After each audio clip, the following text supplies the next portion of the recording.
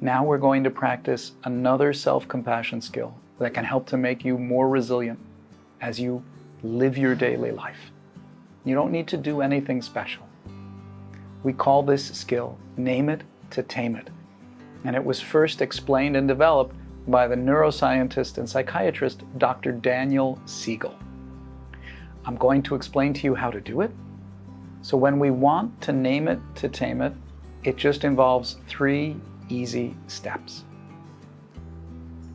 When you feel something in daily life, no matter where you are, driving your car, in a meeting, reading your email, sitting on the sofa at home, when you notice an emotion is coming up, especially a difficult emotion or a painful emotion, pause and breathe 1 time. That's step number 1. Step number 2 is bring your awareness back for 1 breath and just notice where in your body you're feeling it. You feel tight in your throat, you feel something in your chest, you feel it in your tummy. Just bring your awareness there for 1 breath. And step number 3 is name it in a friendly way. Oh, I'm feeling stressed. Oh, I feel upset. I feel afraid or angry or lonely, whatever it is. So that's just it. Pause and breathe. Bring your awareness back, and then name your experience in a friendly way.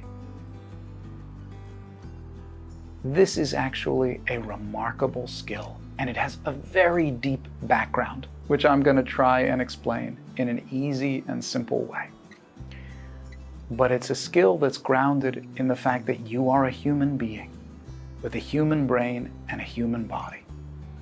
And the human brain is truly remarkable. Your human brain has thinking and feelings. It has many things you like when you enjoy things, or you enjoy being with your friends, or when you make a plan and set goals and achieve those goals. It also has some difficult things. It has thoughts and feelings you don't like. And they're all inside this incredible brain. And in fact, it helps if you understand just a little bit about how your brain works. So I'm going to use Dr. Daniel Siegel's model of the brain demonstrated with my hand. And the hand is just corresponding to my spine going up inside my head and my brain. So we say that this part of my hand is the brain stem, the part of your brain just inside your skull. And then if you fold your thumb over, this is the middle part of your brain, which we call the limbic system. You don't need to remember the name. What's important is that this is where all the emotions live.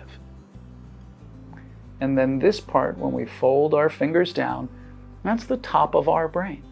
The kind of, when you see a picture of your brain and you see that kind of curvy, convoluted surface of the brain, that's all this stuff right here. Now, what's really useful about this model is that this part is where all your emotions live, especially your painful emotions, your fear, your anger, your stress, your jealousy. They're all happening inside here. Now, you have to imagine that right here, this part of your brain, represented by my fingertips, this is where your planning and your decision making and your self-control all live. So that when you're able to set goals and work toward those goals, that's all in this part of your brain. Now remember, in the actual brain, your fingers curve around. So you notice that my fingertips are touching my thumb now when I do this. So the part of our brain, and remember, the whole brain is wired together. Each part of the brain is speaking to all the other parts of the brain. It's a massive interconnected network. So when I name it to tame it, what's happening is I'm having a painful emotion or stress or anger or fear in this part of my brain. And I'm going to use this part of my brain, the planning, the decision-making, the self-control. I'm going to use that part of my brain to regulate my emotions. That's what's happening. I'm using the fingertips to regulate the thumb. They're communicating with each other. And when I do this, where I breathe, I bring my awareness back to where I'm feeling my feeling in the body, and I name it in a friendly way. I'm stimulating the part of the brain that exercises just a little bit of self-control. It's not magic like Harry Potter. It doesn't make emotions vanish. It doesn't make emotions disappear. But we say name it to tame it. So hopefully it goes perhaps from something that feels wild or uncontrolled to something that feels more manageable.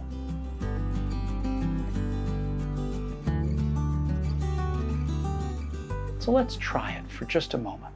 Think about something in your life that's bothering you. This might be a challenge that you're facing in the next day or two, or perhaps it's something difficult that you faced in the last day or two.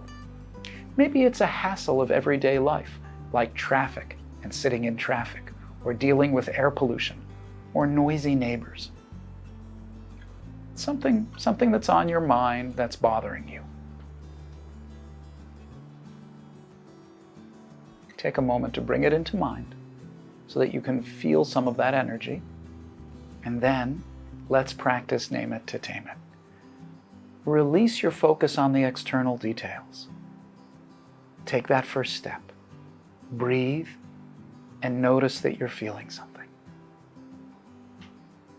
Let's take that second step. Bring your awareness back to your body and notice where you feel it. Is it your tummy? Is it your chest? Your throat? Your face? And take that third step. Name your feeling in a friendly way. Oh, I'm feeling stressed.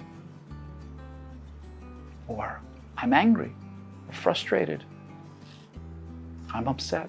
Whatever word comes up for you, don't worry if it's correct or not correct. Don't worry if it's perfect.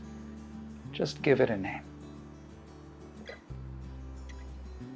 And notice what it happens. Try that once more. Breathe. Bring your awareness in your body. Name it in a friendly way. What do you notice when you try that? You can practice this anywhere, anytime. Thank you.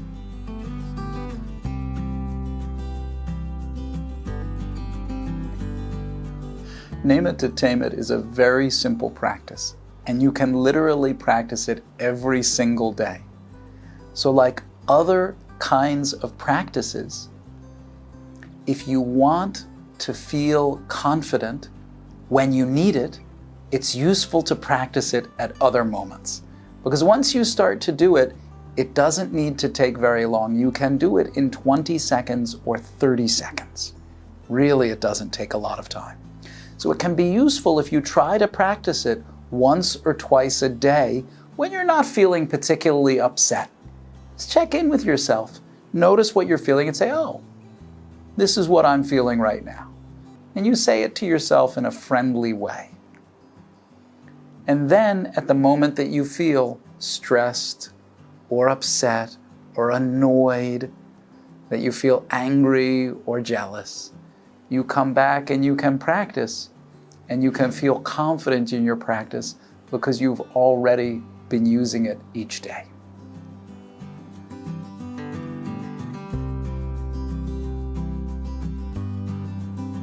This is useful because every one of us is human. And as human beings, emotions come up.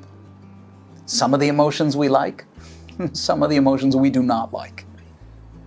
And it's very useful in life when we can recognize and regulate our emotions while they're happening. We don't need to sit on a cushion and meditate for 30 minutes or meditate for 20 years in order to start to recognize and take good care of our emotions. They're coming up every day. All we need to do is stop, breathe in and out one time, notice what we're feeling, and name it in a friendly way.